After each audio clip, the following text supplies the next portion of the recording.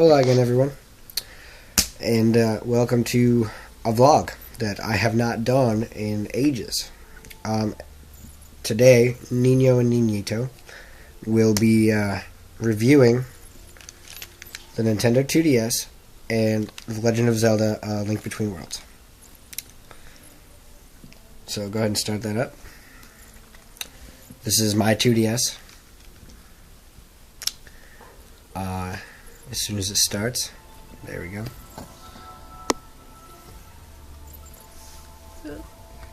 There we go. There we go. So, we've got the Legend of Zelda, the Link Between Worlds. That's not what I was doing, but okay. And we're going to review it. So, press A. Where is A? That one? Trial and error.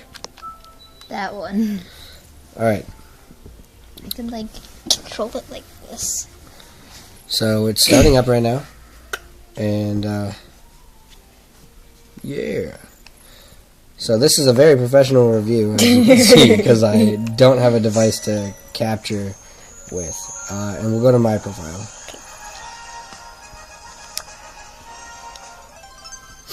Since I'm farther in the game than he is. We've both been playing it, so we can both review it. Okay, so... Who's that? Okay, so... right now, I'm like halfway through the game, almost-ish, I guess. So on the top screen, we've got the actual adventure going on. And the controls are pretty basic. You use the thumbstick to obviously walk around, and then you can use the buttons to do different things, like use your sword, use bombs, arrows, and whatnot. And then the right trigger is to use your shield.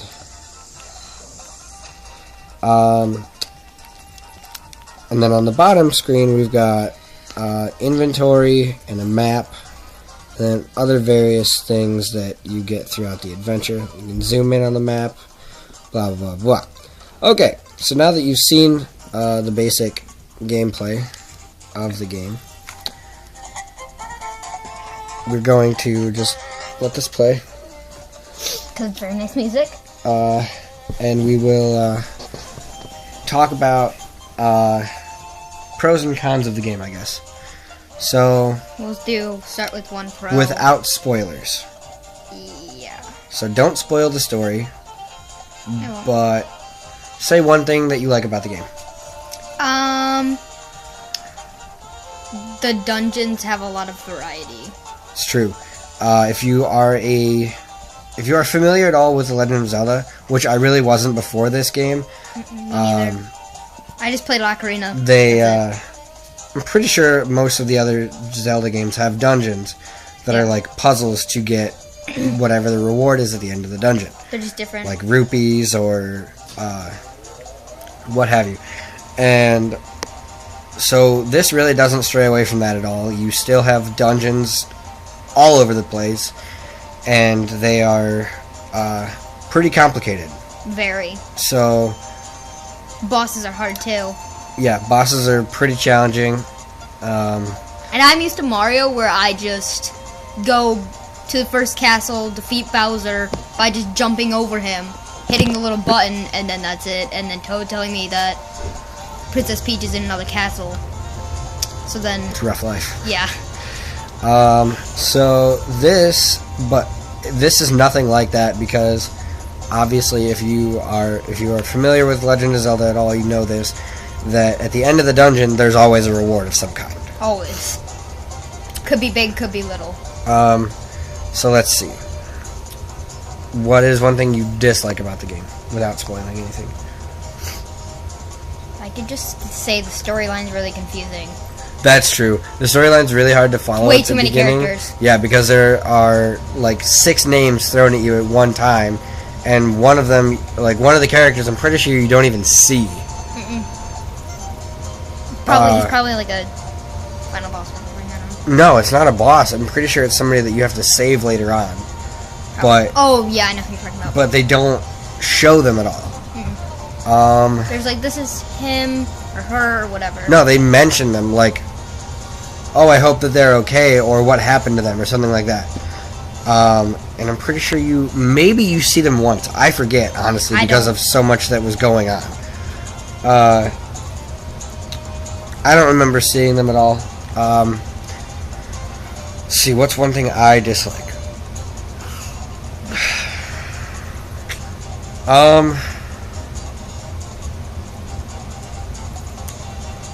Other than the complexity of the story at the beginning, I guess it's really my only complaint of the game. I don't like. I don't know if I'd be able to say that without spoiling. About the rabbit and what he does. Oh, the merchant. Yeah. Okay. There's a merchant that comes in. The merchant at the very beginning of the game, he's just annoying. Without, like, basically giving away what he does. Very annoying. He's just annoying, and, I don't know. Can't really describe him without spoilers. Oh, one thing I don't like is, I don't think this is a spoiler, because it's not really anything to do with the story, but, the merchant, when you first start taking items from him, you can't buy them. You have to rent the items. Yeah, you can just rent them. And you only keep them until you die. That's what I was implying, because that's only where I am. Okay, so you keep them until you die, and then he collects the items from you, and then you have to rent them again. And they cost like 50 rupees a piece. Yeah. Maybe 100, depending on what it is. It's between 20 and 100 rupees for whatever you item can tell, it is. But what I like is that you can tell what you're gonna need for the quest that you're on, because right. The there items will be on sale. Yeah. Is that why that works? Yeah, I'm pretty sure, because you need those 2 items for when I was playing. You needed the. Interesting. I never noticed that. Let's see. Like the 2 things that were on sale were the only 2 things that I needed. Oh, okay.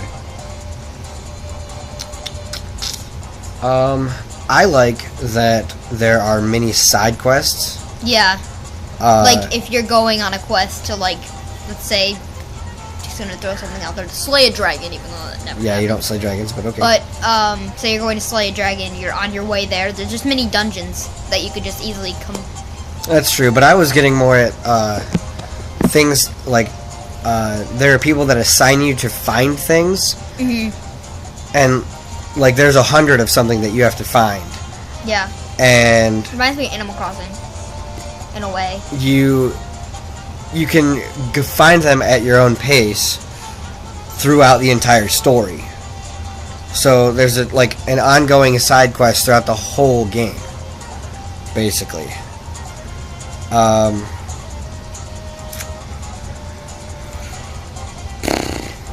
What else can we say about either the 2DS or even the game?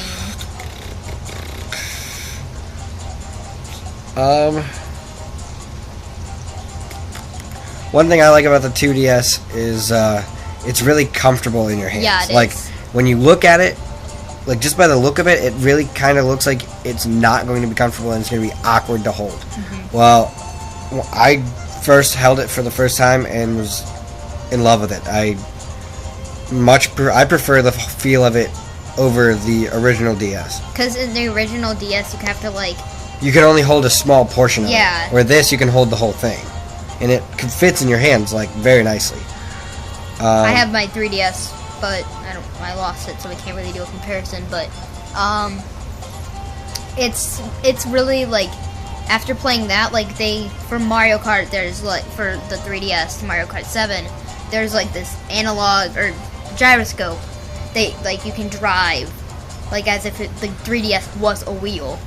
And I was playing with it, and it was just I would play it with my 3DS, and it would flap, the little full the thing screen would flap around.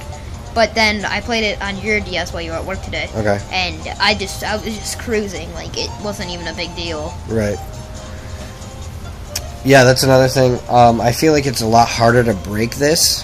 Yeah. Because it doesn't fold, so there aren't hinges on it. So, you can't be, walking down the stairs or something, and it slip out of your hands, and the hinges get cracked. I mean, it might crack the screen or scratch the screen or something, but it's not gonna break in half.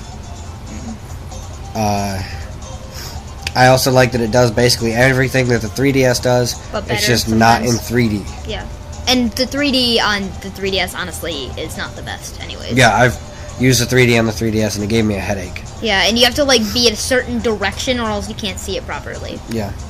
Have you used Netflix on your 3DS? Yes. Use it all the time. I personally don't like it. I don't either. I mean, it's convenient and it's kind of cool that you have it, but... Can't watch it on the go because you need Wi-Fi. Well, right.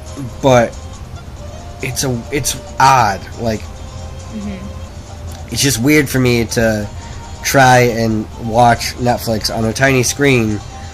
I would much rather just watch it on my phone if I was going to watch it on something small like that.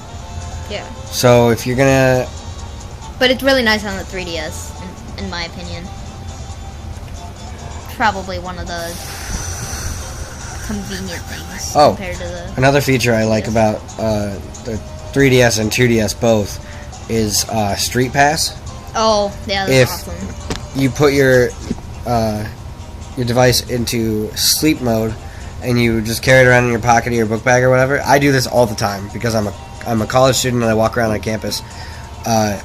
If I put it in my book bag and I walk around campus, I'll get like 3 to 5 notifications basically per day, or like per time I go out. And it because tells you when you walk past somebody else who has a game that you play, like I get Animal Crossing notifications, I get Pokemon notifications, and I've gotten a few Legend of Zelda Link Between World notifications. You can interact with the people that also play the game without actually playing with them. And like you get rewards and stuff for some of them. So. And it's like you'll, however many steps you take, like you can take 100 steps and you'll get like a play coin. And with those play coins in certain games, like Animal Crossing, you can buy these fortune cookies. Yeah. And it comes with a little ticket inside, and you can get certain like items. Yeah, like, play coins definitely come in handy. And they're always like different Easter egg kind of things, like relating to different games. Like you can get like a piranha green shell. Plants. Yeah. Pikmin.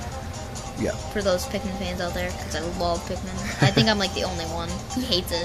I don't hate it. I've just never played it. You need to play it today. Pikmin 3, best game ever. Okay. But yeah, this video is getting kind of long, so I think we should wrap it up. Say one thing that you like about the 3DS or the 2DS in general. Just one thing. My favorite thing of all is probably the analog stick. Okay, I was not expecting that, to be honest. Love the analog stick. So much better than a D-pad. I went back and played my old DS D-pad, like Super Mario Brothers. Yeah. Worst thing ever. I did not realize that was that bad. That actually is a good point. The analog stick definitely is a very convenient thing to have. Let's see. I just switched over 2 so you can like change the camera angle. But there is a little connector that you can get that adds a second one. That'd be weird. Yeah, it is. It feels weird. And I'm gonna say that I don't like that it's really, really hard to capture your gameplay on a 3DS or a 2DS without buying a certain... No, it's not. You don't have to hack it. There's an actual device for it, but it's really, really, really expensive. And there's also people that get it, like, modded and stuff. Right. Or you can buy it, like, it's, like, kind of from, people will buy, like, consoles from Japan just to get games early. Yeah. Well, that pretty much wraps it up since it's about 15 minutes long almost. So, yeah, thanks for watching. Click the like button if you enjoyed the video. Don't forget to subscribe to the channel if you haven't already. I've been losing subscribers a lot lately because, I mean, it's my own fault for not putting up videos. But, yeah, so I'm going to keep that up regularly, or keep up with my videos regularly, especially when I start to travel abroad. So, yeah, that's it for us today, guys. Adios.